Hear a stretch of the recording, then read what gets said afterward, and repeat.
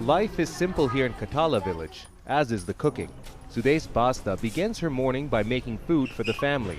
She sits like this twice a day, every day, and it isn't pleasant. I start coughing sometimes because of the smoke. The cough and smoke makes my eyes water too. It's a similar story in hundreds of thousands of villages across India, where cooking is done in or near the home. And most of these old-style stoves use dirty fuels. Smoke gets inside the home and into the lungs.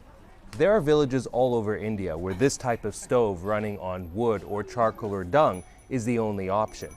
But even when there is an alternative available, the preference is still for these.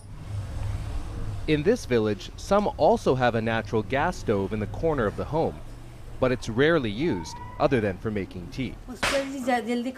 Food doesn't cook quickly on the gas stove. We don't like the taste either. This is better.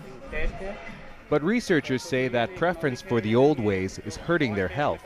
The stoves are placed in a courtyard or outside the home, but the smoke easily travels into the nearby home, where it's breathed in by everyone in the family.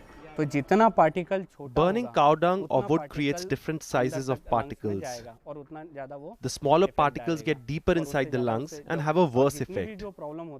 And of all the problems smoke causes, the smaller the particle, the worse the health problems it causes. Experts say switching to other stoves would have an immediate and noticeable effect. The amount of smoke that is created and the amount of time a person sits in front of it cooking affects them. If you used a gas stove, there's very little smoke created.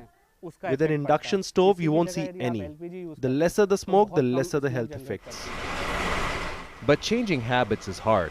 Wood or charcoal or dung are easily available and cost less than regularly buying a natural gas cylinder. Campaigns by the government and NGOs have focused on finding cheap alternatives and distributing them. But those have yet to reach the vast majority of Indian villagers. Fez Jamil, Al Jazeera, Katala village, Haryana.